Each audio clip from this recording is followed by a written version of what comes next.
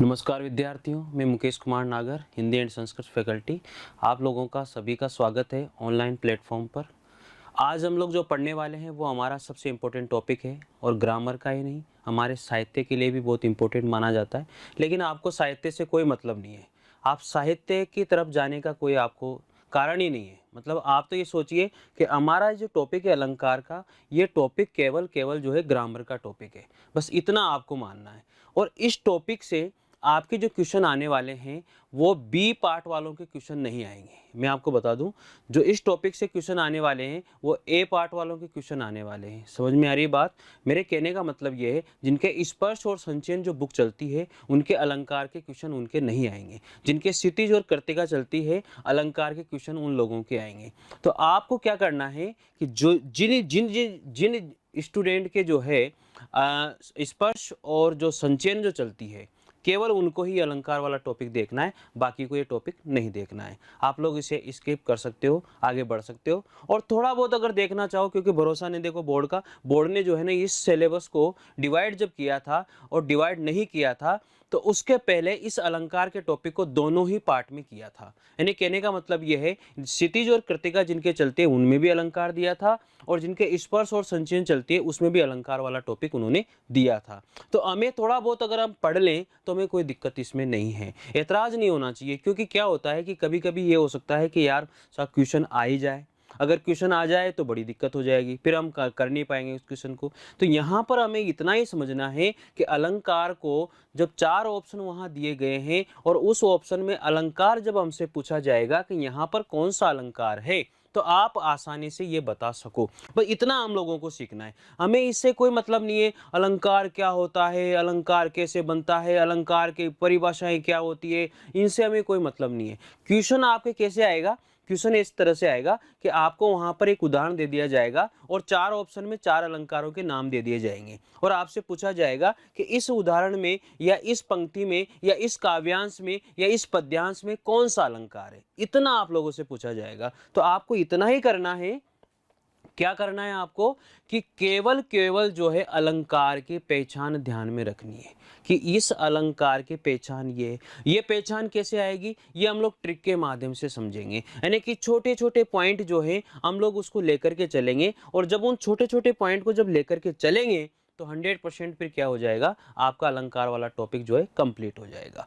कहने का मतलब ये हुआ कि अलंकार की डेफिनेशन रटते जाएं, इतने सारे नियम रटते जाएं, इतने सारे उदाहरण रट लें, लेकिन वहां पर उदाहरण अगर दूसरा आ गया तो फिर बड़ी दिक्कत हो जाती है, क्योंकि फिर हम उस उदाहरण को नहीं समझ पाते हैं। क्योंकि उदाहरण जब हमने कहीं पर भी नहीं पढ़ा, जब उदाहरण हम कहीं पर नहीं पढ़ेंगे तो उसका हिंदी अर्थ हम लोग नहीं समझ पाएंगे। जब हिंदी अर्थ हम लोग नहीं समझ पाएंगे तो फिर अनुवाद भी हम उसका कर नहीं पाएंगे, और अनुवाद नहीं कर पाएंगे तो अलंकार भी हमें समझ में नहीं आएगा। तो आज हम लोग जो है इस अलंकार के जो 3 अलंकार आज हमने यहाँ पर लिए हैं, वो टोटल मिलाकर के 6 अलंकार आप लोगों को पढ़ने हैं। 3 अलंकार आज पढ़ेंगे, इसके बाद में जो अगला जो हमारा जो पार्ट 2 जो लेक्चर 2 होगा उसमें 3 अलंकार उसमें हम लोग पढ़ेंगे। तो आज के जो अलंकार का टॉपिक है उसमें अलंकार की परिभाषा, अलंकार किसे कहते हैं, सारी चीजें हम लोग यहाँ पर देखेंगे। अलंकार का टॉपिक मैंने आपको बता दिया कि अलंकार जो 3 अलंकार हम लोग पढ़ने वाले हैं वो अलंकार यहाँ पर देखने हम लोगों को। चलिए स्टार्ट करते हैं। अलंकार के बारे में क्या है, सारी चीज़ें इन्फॉर्मेशन हम लोग यहाँ पर लेंगे। आप लोग पेन और नोटबुक साथ में लेके बैठें, कंप्लीटली आप लोगों को जो है साथ में लेके बैठना है, ठीक है। क्या होता है कि छोटी छोटी बातें, छोटे छोटे पॉइंट जो हैं वो हम लोगों को यहाँ पर निकालने हैं और उन्हीं से हमें क्वेश्चन करने हैं।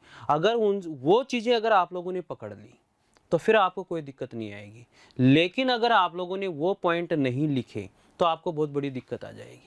क्यों? क्योंकि देखो परिभाषाएं हम लोग रटते जाएंगे, परिभाषा से कुछ नहीं होता है। इनमें क्या होता है कि जब हमें आगे नहीं करना होता, जब हमें आगे इस चीज़ को रिवाइज नहीं करना होता तो हम लोग उस चीज़ को भूल जाते हैं। लेकिन एक बात याद रखिए, कोई भी चीज़ होती है बिना रिवाइज के आप भूलोगे ही भूलोगे। इसलिए कोई भी बात पढ़ें, कोई भी प्रैक्टिस करें, उसे बार बार प्रैक्टिस जरूर करनी होती है। 1 बार नहीं, 2 बार नहीं, 3 बार नहीं, आप जब तक आप लोगों के कॉन्सेप्ट क्लियर नहीं हो जाते तब तक आप वो प्रैक्टिस करते रहें। और एक बात और, जब आपके टर्म 1 में क्या किया है इन्होंने कि जब अलंकार के क्वेश्चन जब कोई भी टॉपिक है ग्रामर का, तो जब इस क्वेश्चन को वहाँ पर वो देने वाले हैं, जब क्वेश्चन आने वाले हैं हमारे, तो वो क्वेश्चन जो होंगे वो ऑब्जेक्टिव बेस पे होंगे। तो क्यों ना उन 4 ऑप्शन में से मैं राइट ऑप्शन निकाल पाऊँ, ये ट्रिक मुझे सीखनी है। और ये ट्रिक आप लोगों को जो है मोशन फाउंडेशन के इस ऑनलाइन प्लेटफॉर्म पर आपको मिलने वाली है। तो चले हम लोग स्टार्ट करते हैं। आप लोग पेन और नोटबुक साथ में लेके बैठेंगे ज़रूर भी। चले स्टार्ट करते हैं। अलंकार का जो टॉपिक है और किस तरह से इसकी परिभाषा होती है, किस तरह से क्या होता है, ये सारी चीज़ें हम यहाँ पर देखने वाले हैं। तो चलिए समझने की कोशिश करेंगे हम लोग इसको। देखो समझने की कोशिश करना बेटा इस चीज़ को कि ये अलंकार होता क्या है, क्या नहीं होता है। जो अलंकार शब्द का जो शाब्दिक अर्थ होता है, अलंकार शब्द का जो शाब्दिक अर्थ होता है वो क्या होता है, आभूषण होता है। अलंकार शब्द का जो शाब्दिक अर्थ होता है वो क्या होता है, अलंकार शब्द का शाब्दिक अर्थ। अब शाब्दिक का मतलब क्या होता है, इसका जो शब्द है, इसका जो शब्द है किसका, अलंकार का। जो अलंकार का जो ये शब्द दिया गया है, ये शब्द दिया गया है, इस शब्द का ही अर्थ क्या होता है, आभूषण होता है। अब देखो आभूषण को मैं क्या बोल सकता हूँ, गहने भी बोल सकता हूँ, जो बहुत सारी महिलाएं औरतें जो पहनती है, ठीक है। लेकिन यहाँ पर वो बात नहीं है। यहाँ पर बात क्या है कि कोई भी काव्यांश है, कोई भी पंक्ति है, और उसमें मैं किस तरह से आभूषण में उसको पहनाऊं, गहने में उसको पहनाऊं, ताकि उसकी सुंदरता क्या हो जाए, बढ़ जाए। ये चीज़ आपको यहाँ पर ध्यान रखनी है। लेकिन यानी गहने, किंतु शब्द निर्माण के आधार पर अलंकार शब्द का अलम और कार दो शब्दों के योग से बना है। यहाँ पर जो अलंकार जो शब्द है वो निर्माण की दृष्टि से अगर देखें तो ये जो शब्द है ये किस किस से मिलकर के बना है, अलम प्लस कार से मिलकर के बना है। ये दो शब्द से मिलकर के बना है, अलम प्लस कार। तो ये बन जाता है यहाँ पर अलंकार। यहाँ तक आप लोगों को कोई मतलब नहीं है, आप लोग इसकी टेंशन नहीं करनी है किससे मिलकर के बना है। बस केवल इतना याद रख लो ऑब्जेक्टिव बेस पर कि इसका जो अर्थ होता है वो क्या होता है, इसका जो अर्थ होता है वो होता है आभूषण। इतना याद रखना है आपको, आगे और कुछ भी। अभी तक तो जो मैं बताता जाऊंगा आपको क्या क्या याद रखना है, किस किस चीज को आपको याद रखना है, आपके पेपर की दृष्टि से क्या क्या पॉइंट आपको याद रखने हैं, और बाकी जो है छोड़ देना है। हमें ज्यादा नहीं पढ़ना, हमें कम पढ़ना है, ज्यादा नंबर लेके आने हैं। वो किस तरह से लेके आने हैं वो आपको यहाँ मिलने वाला है। चलिए देखते हैं। आगे दिया हुआ है यहाँ पर अलम का अर्थ है शोभा, ठीक है, और कार का अर्थ है करने वाला, यानी कि शोभा को करने वाला। आपको समझ में आ रही है बात कि जो शोभा है, जो सुंदरता है, उसको करने वाले को क्या कहा जाता है, अलंकार कहा जाता है, ठीक है। अर्थात काव्य की शोभा बढ़ाने वाले तथा उसके शब्दों एवं अर्थों की सुंदरता में वृद्धि करने वाले, चमत्कार उत्पन्न करने वाले कारकों को क्या कहा जाता है, अलंकार कहा जाता है। ये पॉइंट सबसे इंपॉर्टेंट पॉइंट है। तो यहाँ पर यही चीज आपको ध्यान रखनी है कि जो अलंकार शब्द का जो अर्थ है वो क्या होता है, सुंदरता को बढ़ाना, या उस पंक्ति में, उस काव्यांश में क्या करना है, चमत्कार पैदा करना है। चमत्कार का मतलब भी ये नहीं है कि भैया कोई वहाँ पर जादू टोने कर दिए, ऐसा नहीं है। वहाँ पर क्या होता है कि जब उस पंक्ति को पढ़ें तो मज़ा आए, थोड़ा सा अच्छा लगे, जब उसका मीनिंग हम लोग निकालें तो बहुत अच्छा हमें लगना चाहिए। तो ये बात यहाँ पर बताई गई है, ठीक है। आचार्य केशव ने काव्य में अलंकारों के महत्व को प्रतिपादित करते हुए क्या कहा है, क्या नहीं कहा है, इससे आपको कोई मतलब नहीं है। यद्यपि सुजाति सुलक्षणी सुबरन सरस सुव्रत भूषण बिनु न विराजी कविता वनिता मित, ये इनकी पंक्ति है। इनके द्वारा कहा गया है कि जिस तरह से स्त्रियों की जो शोभा है वो उनके आभूषण और गहनों के माध्यम से होती है, उसी तरह से जो काव्यांश होते हैं, जो काव्य पंक्तियां होती है, जो पद्यांश होते हैं, उनकी जो सुंदरता होती है वो किससे बढ़ती है, अलंकार से बढ़ती है। इस पंक्ति में ये बताया गया है। लेकिन आपको यहाँ पे ये भी टेंशन लेने की जरूरत नहीं है, क्योंकि यहाँ से हमारा कोई क्वेश्चन नहीं बनने वाला है।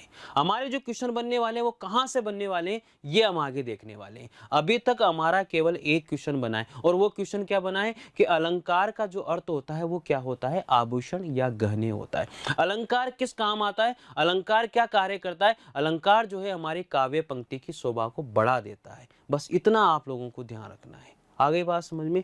चले फिर देखते हैं। वास्तव में अलंकारों से काव्य रुचिप्रद और पठनीय बनता है, भाषा में गुणवत्ता आती है। ये सारी चीजें जो है मैंने आपको बताई थी, वही चीजें यहाँ पर दी गई है। तो यहाँ पर सबसे मेन जो पॉइंट आता है वो आता है अलंकार के प्रकार।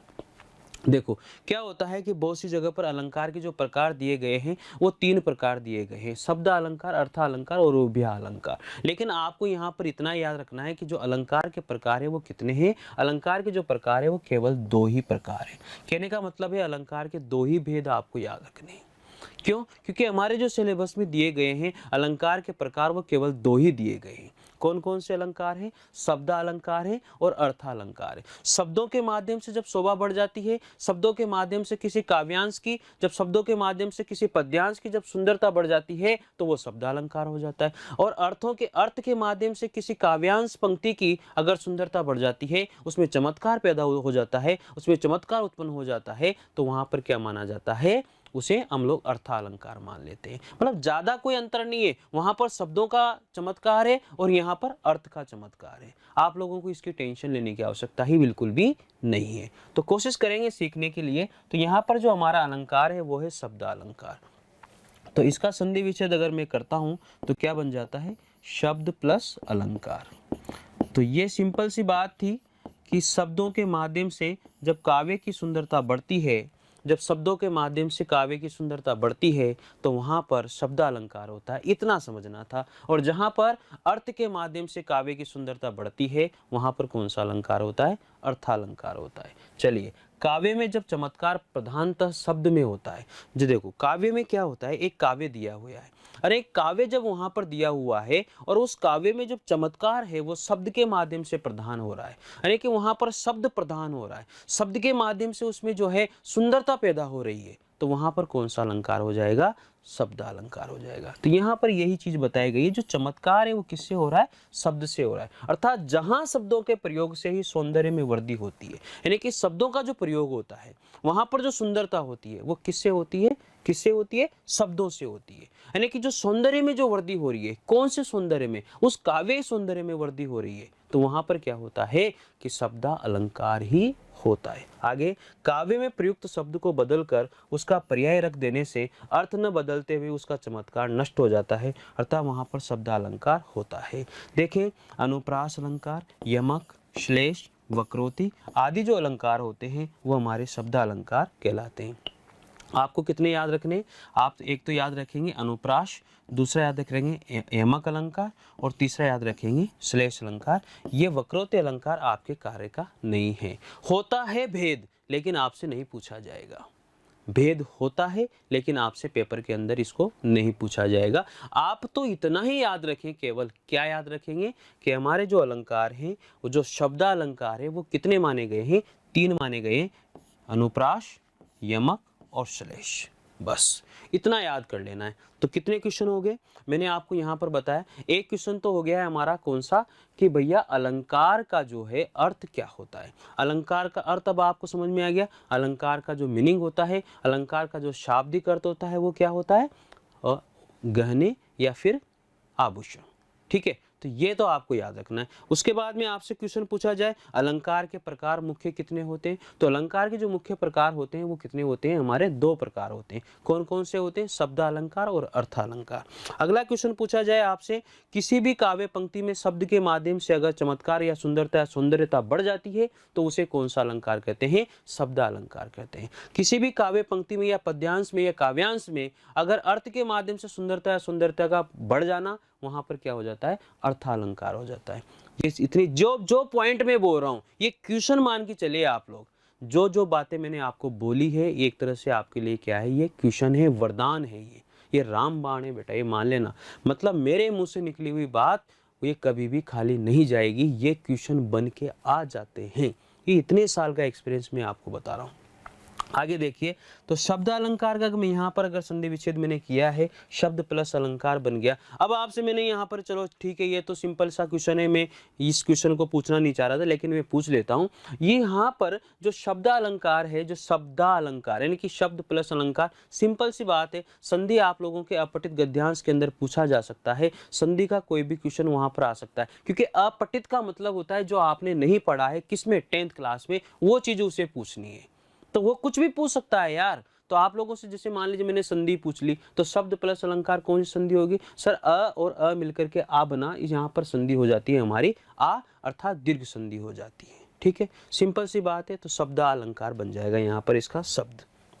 देखो आपको मैं टुकड़े करके भी बता देता हूँ, शब्द प्लस अलंकार, ये शब्द था। मैंने आप लोगों को समझाया भी था।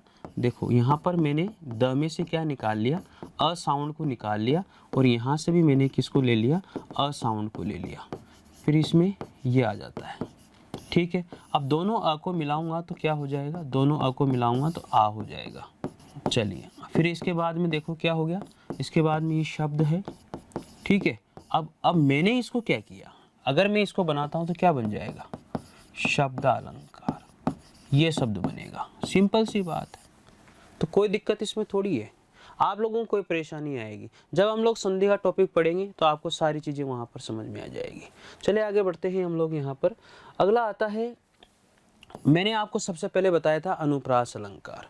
आप लोग यहीं पर समझ लीजिए भैया, यहाँ पर अगर आप लोगों ने इस अलंकार को समझ लिया तो फिर देखो इतना सिंपल अलंकार है। इसके भेद होते हैं 5, लेकिन आपको उन भेदों पे नहीं जाना है, आप उन भेदों को याद भी नहीं करेंगे, आपसे भेद नहीं पूछे जाएंगे। आप केवल इतना याद रख लीजिए कि अनुप्रास अलंकार होता है, आप इतना याद रखोगे।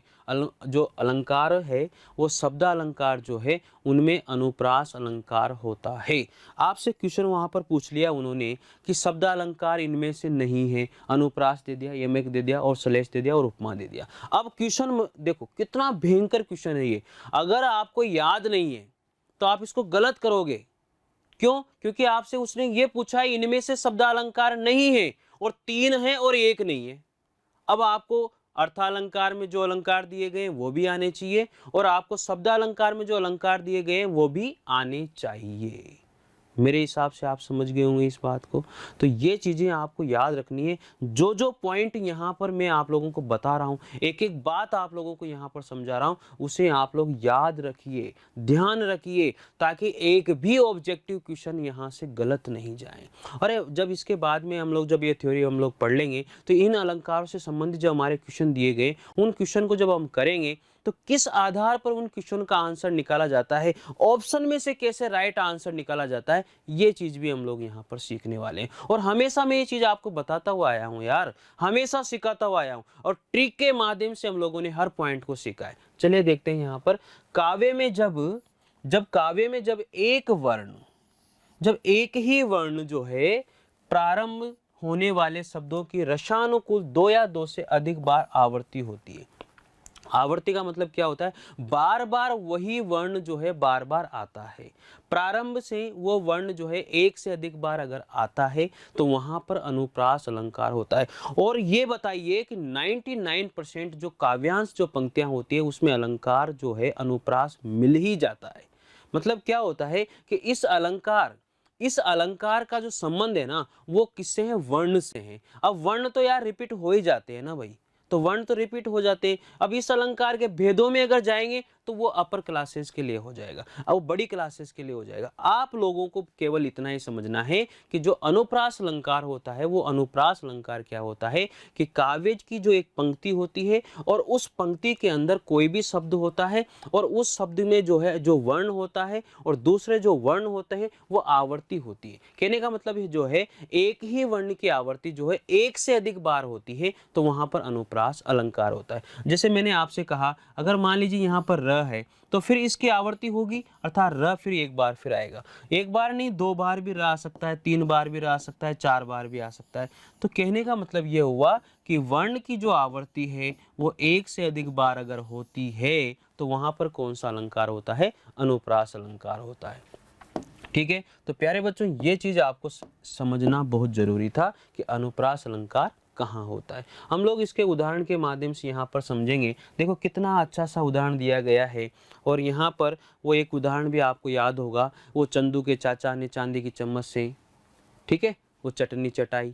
इस तरह से उसमें देखो च च च च का साउंड आ रहा है, लेकिन हमें ये चीज़ें याद नहीं रखनी है। ये तो मैंने आप लोगों को ऐसे ही बता दिया कि भाई याद रह जाए। ठीक है, तो आप तो ये जो यहाँ पर मैं समझा रहा हूँ उसको ही ध्यान में रखना है भैया, ये बेकार की चीज़ें हमें याद नहीं करनी है। ठीक है, तो यहाँ पर देखो भगवान भक्तों की भयंकर बुरी भीति भगाइए, भगवान भक्तों की भयंकर बुरी भीति भगाइए।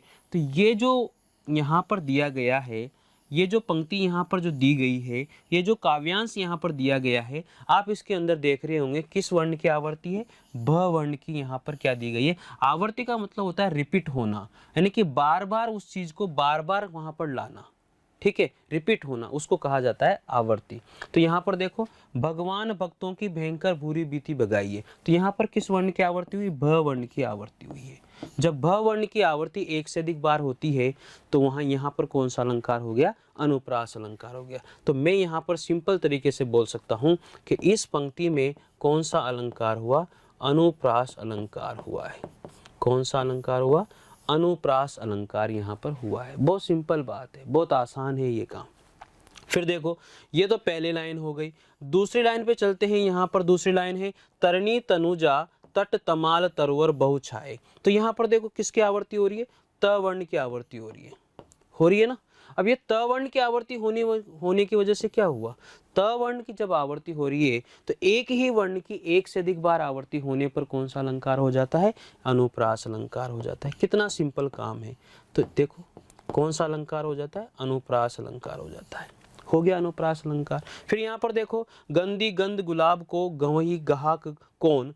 अब इन पंक्तियों में आपको कुछ भी समझ में नहीं आ रहा है, इन पंक्तियों का मीनिंग भी आपको समझ में नहीं आ रहा है। आप तो सोचोगे मेरे को कुछ भी समझ में नहीं आ रहा है। तो एक ट्रिक मैंने आपको ये बता दी, अगर आपको लग रहा है उस पंक्ति में, अगर आपको ये बात समझ में आ रही है कि यार यहाँ पर जो है वर्ण की आवर्ती हो रही है, यहाँ पर एक वर्ण जो है एक से अधिक बार आ रहा है, तो फिर तो 100% वहां पर कौन सा अलंकार हो जाएगा, वहां पर अनुप्रास अलंकार हो जाएगा। कर लोगे, कोई दिक्कत इसमें नहीं है। तो यहाँ पर त वर्ण की आवर्ती हुई, ठीक है, पहले में भ वर्ण की आवर्ती हुई, फिर देखो यहाँ पर ग वर्ण की आवर्ती हो रही है। तो भ, त और ग, इन तीन वर्णों की आवर्ती होने की वजह से इन तीनों ही पंक्तियों में कौन सा अलंकार हो गया, अनुप्रास अलंकार हो जाता है। तो मेरे हिसाब से यहाँ तक आप लोगों को कोई दिक्कत नहीं है। इसके बाद में यहाँ पर नीचे जो है इसके क्या है, जो भाग हैं इसके अलग अलग, इन भागों से तुम्हें कोई मतलब नहीं है। छेकानुप्रास, वर्त्यानुप्रास, श्रुत्यानुप्रास, अंत्यानुप्रास, लाटानुप्रास, इनको आपको याद भी नहीं रखना है। क्यों? क्योंकि जब क्वेश्चन इनसे आने ही नहीं है, ये उन्होंने केवल हमारे को यहाँ पर जो दिया है वो दिया है अनुप्रास अलंकार, और अनुप्रास अलंकार के बारे में ही पूछा जाएगा। अरे वो कौन सा भेद है ये आपसे नहीं पूछेगा भाई, आपको नहीं करना है ये चीज, आप लोग इसमें नहीं फंसना है, क्योंकि जब इसको पढ़ने लगोगे एक दूसरे में मिक्स हो जाएगा, और मिक्स हो जाएगा तो फिर आप लोग नहीं कर पाओगे। इसलिए आपको क्या करना है, आपको इतना ही करना है जितना हमसे पूछा जाएगा। चलिए हम लोग स्टार्ट करते हैं यहाँ पर। तो ये चीज थी छेकानुप्रास, वर्त्यानुप्रास, श्रुत्यानुप्रास, अंत्यानु, लाटानुप्रास, इनको आपको याद नहीं करनी है। ये तो मैंने आपको यहाँ पर बता दिया भाई, इस टाइप के जो है इसके क्या होते हैं, भेद होते हैं, लेकिन आपको यहाँ पर इनको ध्यान भी नहीं रखने। क्यों? क्योंकि हमारे काम के नहीं है। हमारे काम का तो क्या है, हमारे काम का तो ये है अनुप्रास। अनुप्रास क्यों है? क्योंकि ये हमारे टॉपिक दिया हुआ है। और अब देखो, इतनी सारी रामायण में हमें कितना याद रखना है भैया, जहां पर भी जिस भी काव्य पंक्ति में एक ही वर्ण की आवर्ती अगर एक से अधिक बार मुझे मिल गई तो वहां पर अनुप्रास अलंकार हो जाता है। बस इतना सा याद रखना है। तो आपने लगा, देखो भगवान भक्तों की भयंकर बुरी बीताइए, आपको लग गया यहाँ पर भ वर्ण की आवर्ती हो रही है, इसका मतलब यहाँ पर अनुप्रास अलंकार है। दूसरा यहाँ पर दिया तरणी तनुजा तट तमाल तरवर बहु छाए, यहाँ पर त वर्ण की आवर्ती हो रही है, आपको लग गया, आपने देखा कि त वर्ण की आवर्ती एक से अधिक बार हो रही है, इसका मतलब यहाँ पर कौन सा अलंकार हो गया, यहाँ पर अनुप्रास अलंकार हो गया। अगला यहाँ पर है तीसरे नंबर पर, गंदी गंध गुलाब को गवई, इसमें इस पंक्ति में ग वर्ण की आवर्ती हो रही है, तो आपको लगा कि ग वर्ण की आवर्ती एक से अधिक बार हो रही है, इसका मतलब यहाँ पर भी अनुप्रास अलंकार है। तो इन तीनों पंक्तियों में जो है अनुप्रास अलंकार है। क्यों है ये चीज मैं आप लोगों को बता चुका हूं, ये चीज आपको समझ में आ चुकी है अच्छे से। चलिए हम लोग आगे बढ़ते हैं यहाँ पर। अब अलंकार की अगली कड़ी में हमारा जो अलंकार है वो है यमक अलंकार। देखो सिंपल है, अलंकार बहुत सिंपल है, समझना बहुत आसान है, आप लोग कर सकते हो इसको, कोई दिक्कत वाली बात नहीं है, इसमें कोई परेशानी नहीं है। तो यहाँ पर देखेंगे जो यमक अलंकार है सेकंड नंबर का, काव्य में जब कोई शब्द दो या दो से अधिक बार आए, देखो काव्य है, काव्य मतलब मैंने आपको बताया था एक काव्य पंक्ति है या पद्यांश है या काव्यांश है, बात एक ही है। या कविता की पंक्ति बोल दो यार, आप तो मत पढ़ो इस चक्कर में काव्यांश, वहां पर काव्य मत पढ़ो इस चक्कर में, आप तो कविता की या पोएम की पंक्ति वहां पर दी हुई है। ठीक है, देखो क्या होता है कि गद्यांश में जो है ना अलंकार नहीं आएगा। गद्यांश में आप सोचो अलंकार, अरे वो महान कवि हुए थे जिन्होंने गद्यांश में भी अलंकार निकाल के दे दिया था, लेकिन हमें यहाँ पर ये भैया महान नहीं बनना है, हमें तो इतना सीखना है कि हमारे अच्छे नंबर आ जाए बस बढ़िया से। चलिए, काव्य जब कोई शब्द दो या दो से अधिक बार आए, यहां पर ये ध्यान देना है। वहां पर मैंने क्या बताया था आप लोगों को, अनुप्रास में क्या बताया था, अनुप्रास, देखो ये ध्यान रखना भाई, अनुप्रास में मैंने आपको बताया था वर्ण, मैंने अनुप्रास में आपको वर्ण बताया था, और वर्ण की क्या बताई थी मैंने, वर्ण की मैंने बताई थी आपको आवर्ती बताई थी। बात समझ में आ रही है? तो वर्ण की मैंने आपको आवर्ती बताई थी, ये ध्यान रखनी है। तो काव्य में जब कोई शब्द दो या दो से अधिक बार, यानी कि जब कोई भी शब्द है वो दो या दो से अधिक बार अगर आ जाता है, तो प्रत्येक बार उसका अर्थ जो है क्या हो जाता है, भिन्न हो जाता है। अगर मान लीजिए मैंने यहाँ पर दे दिया, यहाँ पर मैंने घटा और घटा, ये एक शब्द मैंने दे दिया आपको, एक शब्द दो बार आया है। अब इसका मतलब इस घटा और इस घटा का मीनिंग जो है ना अलग अलग होगा। इसका मीनिंग तो घटा मतलब जो है बादलों की जो है घटा उसको बोला जाता है, ठीक है, और इसका मतलब इन्हें कम होना। तो एक शब्द है, शब्द एक है, लेकिन मीनिंग जो है उनका क्या हो रहा है, अलग अलग हो रहा है। जब मीनिंग और अलग अलग होगा, जब मीनिंग वहां पर उनका जो अर्थ है वो भिन्न होगा, तो वहां पर कौन सा अलंकार होता है, वहां पर बच्चों और मेरे प्यारे बच्चों, वहां पर जो अलंकार होता है वो यमक अलंकार होता है। तो यहां तक बात आप लोगों को समझ में आ गई होगी। चले, तो याद क्या रखना है, अनुप्रास अलंकार में हमें याद रखना था, क्या याद रखना था कि अनुप्रास जो अलंकार होता है वहां पर वर्णों की आवर्ती होती है, और जो यमक अलंकार होता है वहां पर शब्द की आवर्ती होती है। और शब्द की आवर्ती होने के साथ उस शब्द का जो मीनिंग है, उस शब्द का जो मीनिंग है वो क्या होता है, उस शब्द का मीनिंग जो है अलग अलग होता है। शब्द एक ही होगा, लेकिन अर्थ जो है दोनों का क्या हो जाएगा, अलग अलग हो जाएगा। तो वहां पर कौन सा अलंकार होगा बच्चों, वहां पर अलंकार होगा यमक अलंकार होगा। ठीक है, तो ये बातें आप लोगों को याद रखनी है। शब्द होगा, दो से अधिक बार आएगा या दो बार आएगा, और उसका जो अर्थ है वो क्या है, भिन्न होगा, तो वहां पर कौन सा अलंकार हो जाएगा, यमक अलंकार। देखो यहाँ पर दिया हुआ है कनक कनक, एक कनक दूसरा कनक, एक ही शब्द दो बार आया, कनक कनक ते सोगुनी मादकता अधिकाय, या खाए बोराए जग वा पाए बोराए। अब इतनी बड़ी लाइन यहाँ पर दे दी, इतना बड़ा यहाँ पर ये पोएम के दो लाइनें हमें यहाँ पर दे दी, हमें कुछ भी समझ में नहीं आया, मेरे को इसका अर्थ ही समझ में नहीं आया भैया। अब मैं क्या करूं, इतने सारे उदाहरण है, मैं क्या करूं, इतने सारे उदाहरण कैसे याद करूं। अरे मत कर यार, मत कर याद, कुछ मत कर, बस इतना याद रख कि अनुप्रास में वर्ण की आवर्ती हो रही है, एक ही वर्ण की आवर्ती हो रही है, अनुप्रास अलंकार। और यमक अलंकार मैंने आपको बता दिया कि एक ही शब्द अगर दो बार अगर आ रहा है, एक ही शब्द दो बार आ रहा है, तो आंखें बंद करके भी आप वहां पर यमक अलंकार लगा सकते हो, आपको घबराने की आवश्यकता नहीं है, क्योंकि इतनी डिटेल से आप लोगों से नहीं पूछेगा, आप लोगों को परेशान वो नहीं करेगा भाई, आप समझदार हो। तो ध्यान रखना, यहाँ पर जो कनक जो शब्द दिया हुआ है ये हमें दो बार दिया हुआ है, और पहले वाले कनक का मीनिंग होता है सोना, और दूसरे वाले कनक का मीनिंग होता है धतूरा। ठीक है, अरे जब सोना होता है ना, सोना जो ज़्यादा मिल जाता है तो भी इंसान पागल हो जाता है, और धतूरा जो होते हैं ना, धतूरा तो उसको भी खा लेता है ना इंसान, तो वो भी मर जाता है, क्योंकि वो जहरीला होता है, उसमें जहर होता है, जहर। ठीक है, तो यहाँ पर एक कनक का मीनिंग तो क्या होता है, सोना, और दूसरे कनक का जो मीनिंग होता है वो क्या होता है, धतूरा। यानी कि कहने का मतलब याद रखिएगा, ये यहाँ पर है और ये यहाँ पर है। ठीक है, कर लोगे, कोई दिक्कत नहीं है। फिर आगे देखो, इसमें अन्य उदाहरण यहाँ पर दिए गए हैं। गुनी गुनी सबके कहे निगुनी न गुनी होत, सुनियो कह तरु अरग ते अरक समानु होत। देखो यहाँ पर गुनी गुनी दो बार आ रहा है, इसका मतलब आप डायरेक्ट लगा दो यहाँ पर कौन सा अलंकार है, यमक अलंकार है। कौन सा अलंकार है, मत सोचो ज्यादा, यमक अलंकार।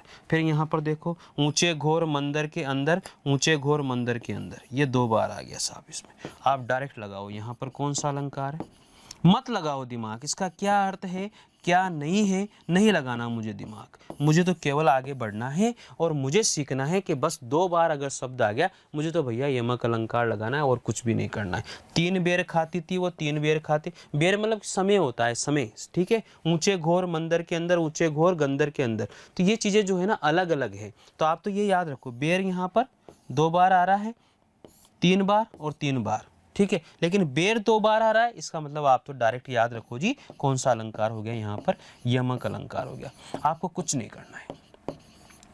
अब कैसे हुआ, क्या नहीं हुआ, ये चीज हमें यहाँ पर ध्यान भी नहीं रखनी है। इतना ध्यान रखना है कि एक शब्द अगर उस काव्य पंक्ति में या 2 काव्य पंक्तियों में या उस उदाहरण में 2 बार, अगर एक ही शब्द 2 बार अगर आ रहा है तो आप तो डायरेक्ट लगा दीजिए यमक अलंकार, लगा दोगे।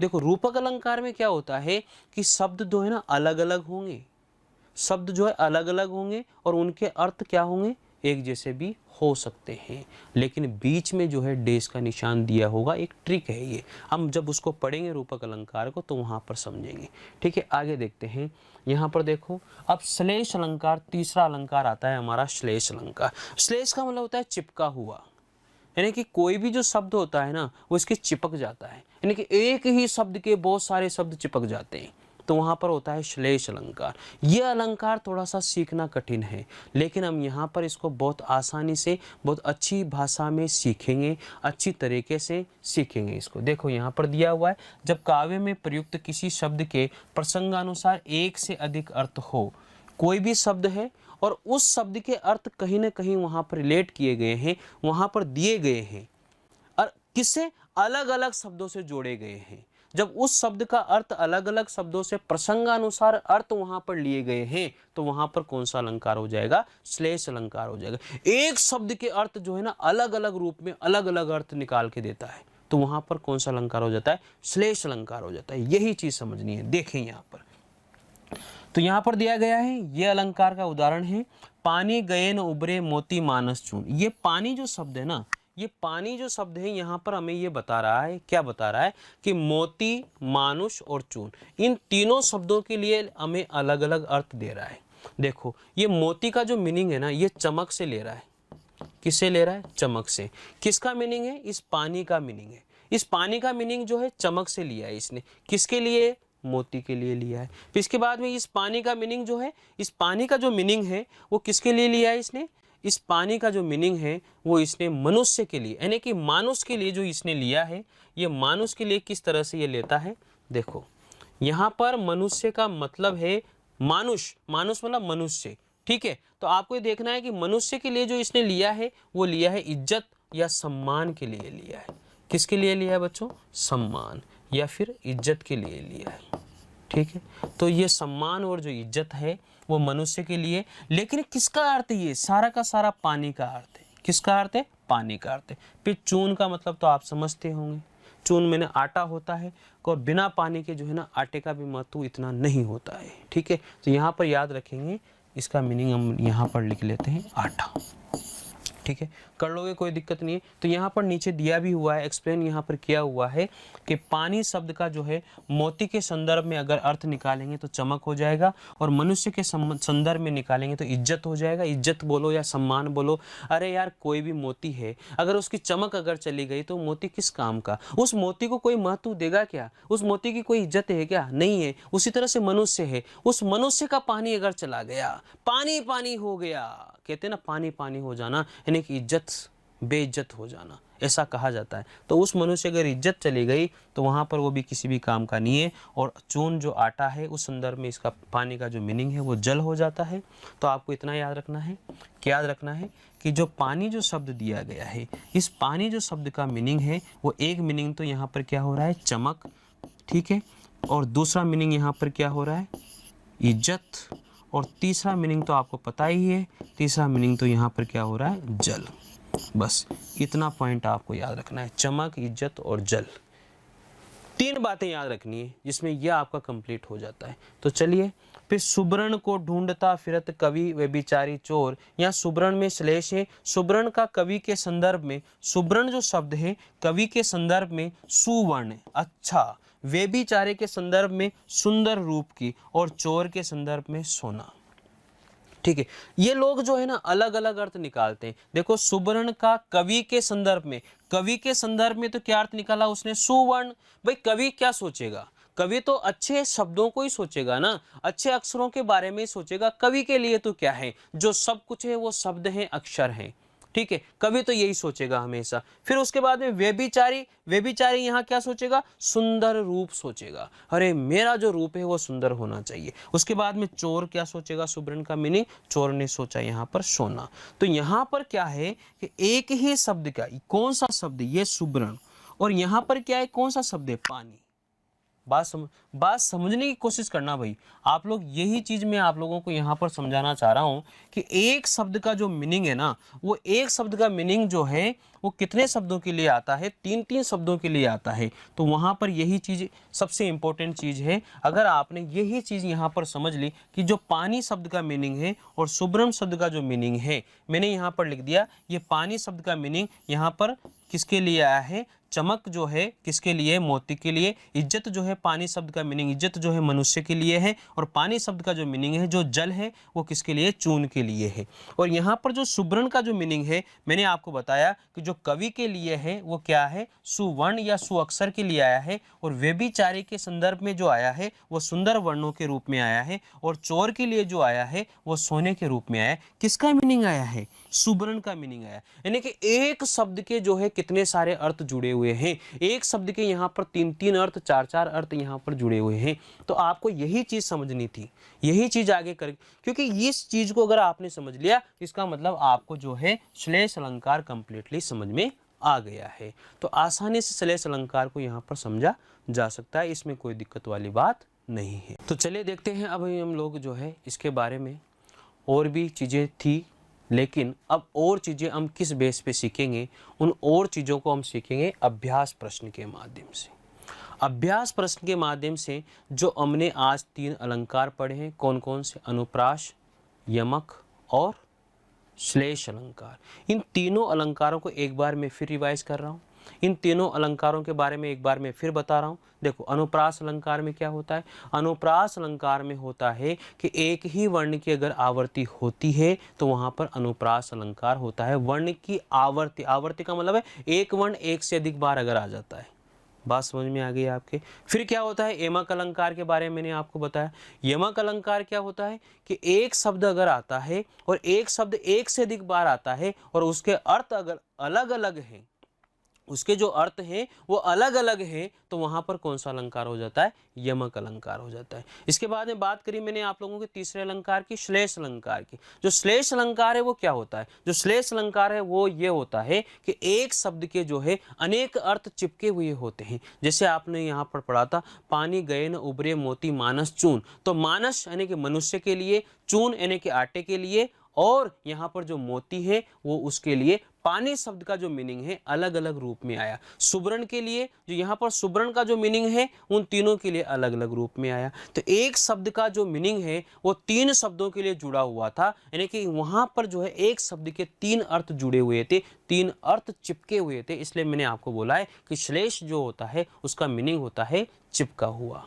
कर लोगे, यहाँ पर कोई दिक्कत नहीं है। चलिए बढ़ते हैं हम लोग प्रश्नों की ओर, और प्रश्नों से ही सब कुछ समझ में आ जाएगा आप लोगों को। ये पहला प्रश्न हमारे ये क्या कहता है, कनक कनकते सो गुनी मादकता आदि का है। ये लो साहब, ये तो हम लोग वहाँ पर पढ़ के आए हैं। ये क्वेश्चन, ये हमने जब वहाँ पर जो डिटेल जो पढ़ी थी अलंकारों के बारे में हम लोग समझा था, वहाँ पर भी ये उदाहरण आया था। तो यहाँ पर इस पहले वाले कनक और दूसरे वाले कनक का मीनिंग आप लोगों को मैंने वहाँ पर भी क्लियर कर दिया था मामला। तो एक बार मैं फिर भी आप लोगों को यहाँ पर बता देता हूँ। देखो इस वाले का तो मीनिंग क्या होता है, सोना होता ही है, समझ में आ ही रहा है आप लोगों को, ठीक है। और दूसरे वाले का मीनिंग क्या बताया मैंने, धतूरा होता है, ठीक है। तो ये कर लेना भाई। तो सोना और धतूरा एक शब्द की आवर्ती होने के बाद अगर वहां पर उन दोनों के अर्थ अलग अलग हो जाएं तो वहां पर कौन सा अलंकार होता है, सिंपल सी बात है, यमक अलंकार होता है। तो परिभाषा यहां पर देख लें, ध्यान रख लें क्या पॉइंट, शब्द की आवर्ती, पहली बात तो यह है शब्द की आवर्ती होती है। शॉर्ट में आप लोगों को लिखा रहा हूं, शब्द की आवर्ती होती है। दूसरी बात, शब्दों के अर्थ क्या होते हैं? अर्थ अलग अलग होते हैं। शब्दों के अर्थ क्या होते हैं? शब्दों के जो अर्थ होते हैं वो अलग अलग होते हैं। किस में बात कर रहे हैं हम लोग? ये बात कर रहे हैं यमक अलंकार के बारे में। ये चीज़ आप लोगों को याद रखनी है। किस में बात कर रहे हैं? यमक अलंकार के बारे में बात कर रहे हैं। ठीक है, तो यहाँ पर जो ये उदाहरण दिया गया है, कनक कनकते सो गुनी मादकता अधिकाय, या खाए बोराए जगवा पाए बोराए, ये तो पूरी पंक्ति है। हमें इस पंक्ति का भी मीनिंग नहीं आता है, फिर भी हमने यहाँ पर आंसर निकाल लिया है। कैसे? क्योंकि हमें पता है एक शब्द यहाँ पर 2 बार आ रहा है। जब एक शब्द 2 बार आएगा तो हमें पता है कौन सा अलंकार होगा, यमक अलंकार होगा। तो प्यारे बच्चों, यही सबसे इम्पोर्टेंट बात है। जब वहाँ पर उदाहरण आएगा तो इसी तरह का उदाहरण आएगा, और वहाँ पर एक शब्द की आवर्ती एक से अधिक बार अगर होगी तो आप वहाँ पर दिल खोल के और मन खोल के और तन खोल के सब कुछ वहाँ पर किसको लगाओगे? यमक अलंकार को लगाओगे। अब आपको पता है श्लेष अलंकार यहाँ हो नहीं सकता, अनुप्रास यहाँ हो नहीं सकता, उपमा अलंकार मैंने आपको यहाँ पर पढ़ाया नहीं है, तो आसानी से आप लोग कर सकते हो इसको। अनुप्रास अलंकार कहाँ पर होता है? अनुप्रास अलंकार कहाँ पर होता है? आपके बाएं माइंड के अंदर क्लिक कर जाना चाहिए। ओ, सर ने बताया था अनुप्रास अलंकार कहाँ पर होता है? जहां पर वर्ण की आवर्ती हो जाती है। तो लिख लो लिख लो लिख लो लिख लो, यहां पर लिख लो, जहां पर वर्ण की क्या हो जाती है? प्यारे बच्चों, वर्ण की आवर्ती हो जाती है। वर्ण की आवर्ती हो जाती है, वहां पर क्या होता है? अनुप्रास अलंकार होता है। ठीक है, तो श्लेष यमक अलंकार के बारे में हो गया, अनुप्रास अलंकार के बारे में हो गया, और श्लेष अलंकार में तो मैंने आपको बता दिया है, एक शब्द के अनेक अर्थ जुड़े होते हैं। कर लोगे, कोई दिक्कत यहाँ पर नहीं होगी। तो ये इतनी सारी बातें मेरे को इस पहले ही क्वेश्चन में बताने के पीछे मामला ये था कि आपको यहाँ पर ये समझ में आ जाए कि आगे जो भी हम लोग यहाँ पर अगले क्वेश्चन आने वाले हैं उनको और आसानी से हम यहाँ पर कर पाएँ। तो ठीक है, मेरे हिसाब से यहाँ तक सारी बातें हो गई। उपमा अलंकार मैंने अभी आपको यहाँ पर इसलिए नहीं बताया क्योंकि हम लोग जब पढ़ेंगे तो वहाँ उपमा अलंकार के उदाहरण वहाँ पर करेंगे। चलिए, इसके बाद में जो क्वेश्चन आता है वो देखिए। अगला क्वेश्चन है यहाँ पर चरर मरर। देखो कितना अच्छा क्वेश्चन आया है, क्वेश्चन कितना अच्छा है। चरर मरर वाला क्वेश्चन है। चरर मरर सिंपल सा क्वेश्चन है, आप कर सकते हो इसको आसानी से। चरर मरर खुल गए अरर रव स्फुटों से में कौन सा अलंकार है? देखो पंक्ति तो इतनी है, पंक्ति यही है, स्फुटों से पंक्ति इतनी है बस। चरर मरर खुल गए अरर रव स्फुटों से। अब यहाँ पर तो बहुत आसान है, क्योंकि यहाँ पर तो ऐसे पता लग रहा है भैया, यहाँ पर तो ऐसे पता लग रहा है कि यार इसमें तो जो है ना र वर्ण कितनी बार आ रहा है। यहाँ पर देखो, ये देखो, ये देखो, ये देखो, ये कितनी बार र आ रहा है। तो र वर्ण की तो इसमें वैसे आवर्ती हो रही है। तो जब बार बार एक ही वर्ण की आवर्ती होती है तो कौन सा अलंकार होता है? अनुप्रास अलंकार होता है। कितना आसान काम है, तो आपने डायरेक्ट बिना कुछ सोचे समझे लगा दिया। क्यों लगा दिया? मैं यहां पर लिख रहा हूं, इसके सामने लिख रहा हूं, र वर्ण की आवर्ती।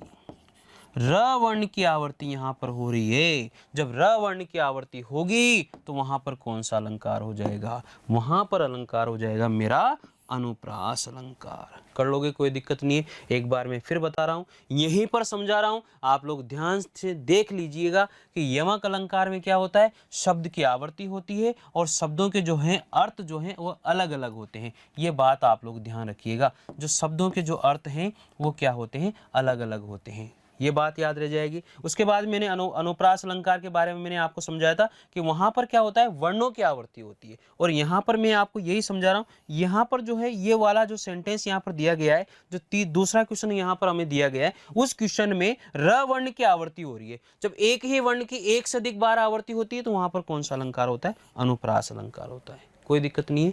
आगे बढ़ते हैं तीसरे क्वेश्चन की ओर। तीसरा क्वेश्चन भी देखो कितना आसान सा क्वेश्चन है।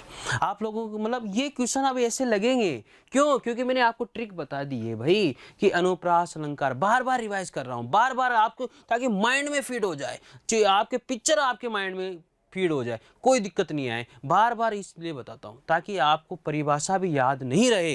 परिभाषा याद नहीं रहने के बाद भी आप उन 4 ऑप्शन में से जो राइट ऑप्शन है, जो आंसर वाला जो ऑप्शन है, उसे आप निकाल पाओ। कैसे निकाल पाओगे? इन बातों से निकाल पाओगे, आपके माइंड के अंदर क्लिक करेगी, अरे सर ने बताया था। तो याद रह जाएगा कि कहीं भी अगर वर्ण की आवर्ती होती है तो अनुप्रास अलंकार होता है। कहीं भी वर्ण की आवर्ती होती है तो कौन सा अलंकार होता है, अनुप्रास अलंकार होता है। कर लोगे, कोई दिक्कत नहीं है, वेरी गुड। तो यहाँ पर म, ये म, ये म, एक यहाँ पर आवर्ती हुई है किसकी, म वर्ण की। तो ये जो हमारा जो यहाँ पर जो काव्य पंक्ति दी गई है, इस काव्य पंक्ति में किसकी आवर्ती हुई है, म वर्ण की आवर्ती हुई है। म वर्ण की आवर्ती हुई है। किसकी आवर्ती हुई है, म वर्ण की आवर्ती हुई है। अब म वर्ण की आवर्ती हुई है, मैं आपको बता चुका हूं, कहीं पर भी एक ही वर्ण, अरे म, र, प, स, कोई सा भी वर्ण हो, कोई सा भी वर्ण हो, अगर वहां पर आवर्ती होती है तो वहां पर वही अलंकार होगा। तो देखते हैं आगे क्या है इसमें।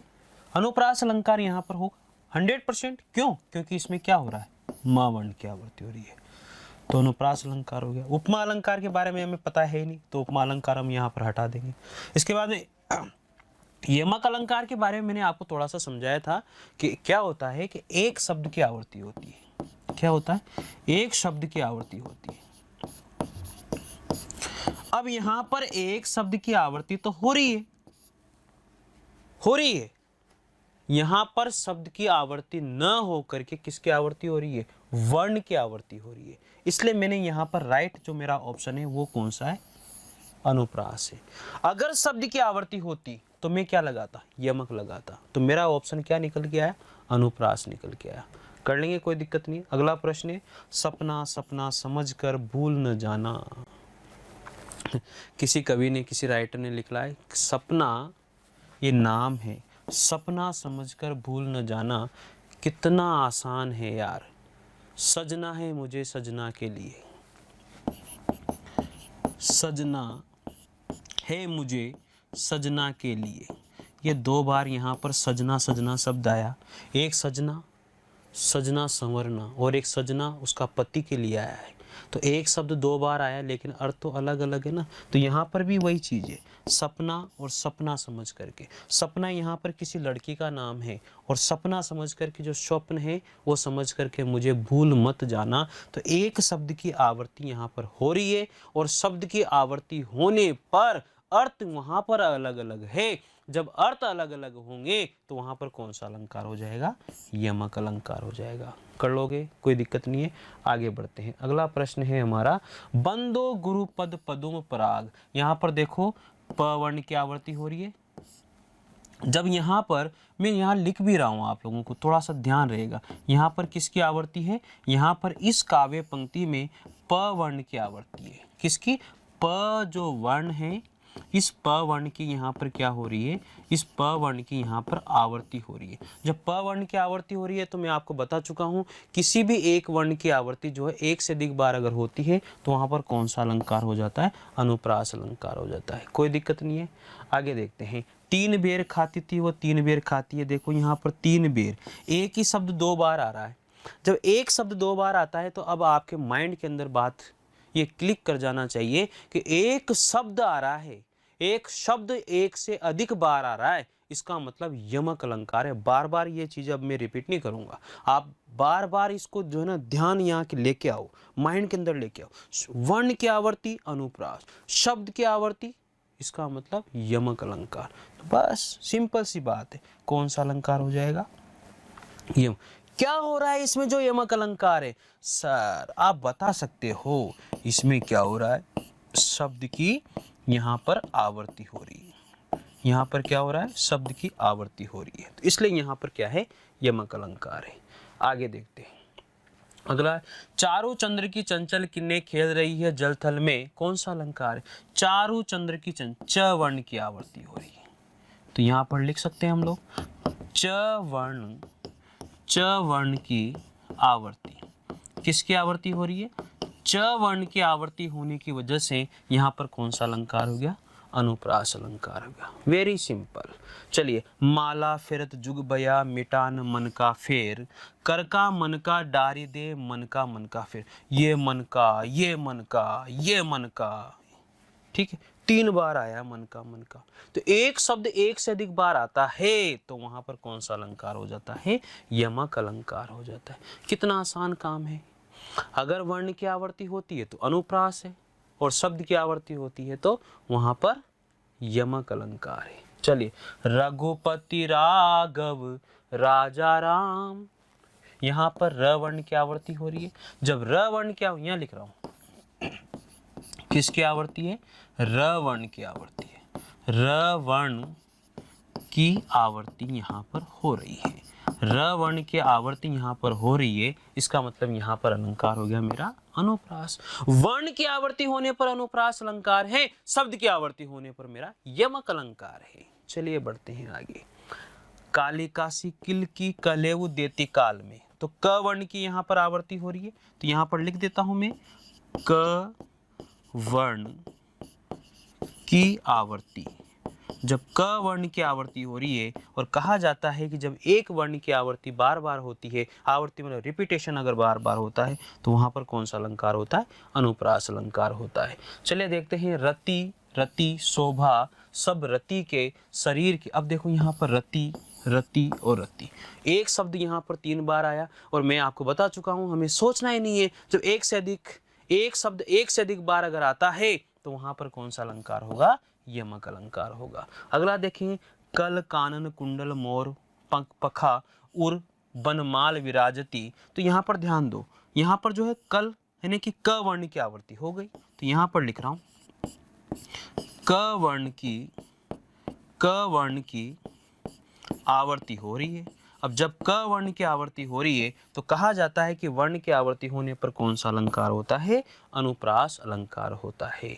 आगे देखते हैं, तरणी तनुजा तट तमाल तरवर बहुछाये में कौन सा अलंकार है? यहाँ पर देखो त वर्ण की आवर्ती हो रही है, और ये उदाहरण हमने यहाँ पर पढ़ा भी था, तो याद रखिएगा यहाँ पर किसकी हो रही है? त वर्ण की क्या हो रही है?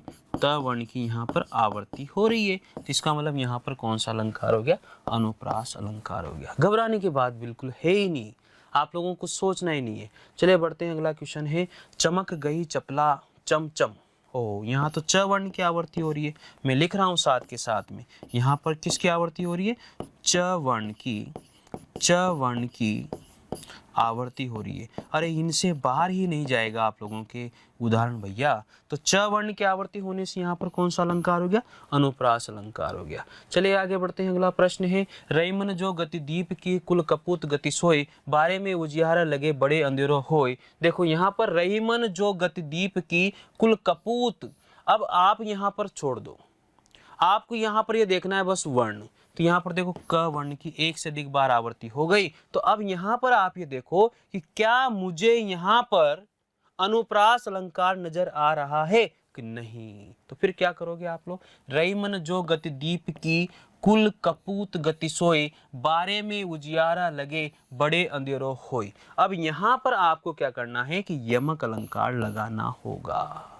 क्यों? क्योंकि जब मुझे यहाँ पर लगा ही नहीं कि यहाँ पर वर्णों की आवर्ती तो हो रही है, लेकिन अगर यहाँ पर वो ऑप्शन दे देता कौन सा? अनुप्रास अलंकार, तो हमारा ये ऑप्शन क्या हो जाता? राइट हो जाता। तो कर सकते हो इस चीज़ को ध्यान रखना, जब अनुप्रास दिया हुआ है तो अनुप्रास लगा दो, और नहीं दिया हुआ है और आपको लगता है कि एक पंक्ति में एक से अधिक शब्द जो है 2 बार अगर वहाँ पर आते हैं तो फिर हमें कौन सा लगाना है? यमक अलंकार लगाना है। कर सकते हैं। अगला है, कबीरा सोई पीर है जे जाने पर पीर। देखो यहाँ पर पीर शब्द 2 बार आया है। अब पीर शब्द 2 बार आने की वजह से यहाँ पर क्या हो जाएगा, यमक अलंकार हो जाएगा। क्यों हो जाएगा? क्योंकि मैं आपको बता चुका हूँ कि कोई भी शब्द जो है एक से अधिक बार अगर आता है तो वहाँ पर यमक अलंकार होता है। अर्थ के बारे में आप लोग नहीं पढ़ें, क्योंकि आप इसका हिंदी अर्थ नहीं निकाल पाओगे। इतने सारे उदाहरण हैं, आप इतना ही ध्यान रखो जितना मैं आपको बता रहा हूँ। चलिए देखते हैं। ये सारी चीज़ें जो है आप लोगों को कम्प्लीटली याद होनी चाहिए। सारी बातें आप लोग याद रखें। जो प्रश्न मैंने आप लोगों को यहाँ पर करवाए हैं, इन प्रश्नों को बार बार रिवाइज करें। अगर इन प्रश्नों को भी बार बार रिवाइज कर लोगे ना, तो भी आप लोगों को ये जो तीनों अलंकार मैंने पढ़ाए हैं, अनुप्रास, यमक और श्लेष अलंकार, ये सारे उदाहरण जो है आप लोगों को रिवाइज करने हैं और ये तीनों अलंकार आप लोगों को अच्छे से समझ में आ जाएंगे। तो ये आप लोगों के लिए गृह कार्य है कि इन जितने भी मैंने यहाँ पर उदाहरण आप लोगों को समझाए हैं, जितने भी प्रश्न मैंने आप लोगों को यहाँ पर करवाए हैं, इन प्रश्नों को अपनी नोटबुक में आपको करने हैं, लिखने हैं और रिवाइज करना है, ताकि आपको कोई भी बात जो है आपसे अधूरी नहीं रहे, कोई भी पॉइंट आपसे छूटे नहीं। पेपर के अंदर हमें ऑब्जेक्टिव पेपर देना है, क्योंकि ग्रामर जो आने वाली है वो हमारे ऑब्जेक्टिव पेपर के अंदर ही आने वाली है। टर्म 1 के अंदर ही हमारे ग्रामर का पोर्शन आने वाला है। तो प्यारे बच्चों, आज के लिए जो ये लेक्चर है, हमारा जो टॉपिक अलंकार का है, जो तीनों अलंकार जो हम लोग आज पढ़ा है, वो यहीं समाप्त होता है। आज के लिए सभी को बहुत बहुत धन्यवाद।